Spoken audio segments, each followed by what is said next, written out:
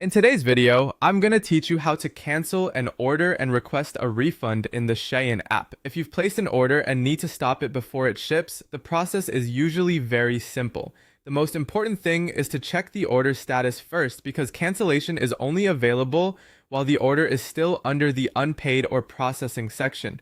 Once an order has moved beyond that stage, the cancellation option may no longer appear. To begin, open the app and go to the Me section. From there, tap My Orders so you can view your recent purchases.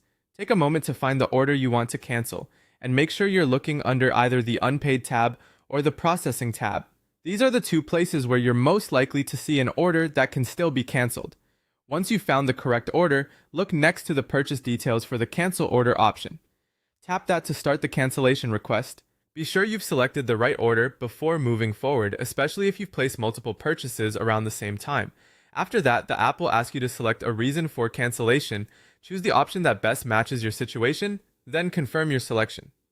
This helps complete the request and allows the system to process the cancellation properly. The exact wording of the reasons may vary, but the important part is simply choosing the one that fits best and continuing. Next, you'll be asked where you want your refund to go. You'll usually see two options here. The first is the Shein wallet, which gives you instant store credit once the refund is processed.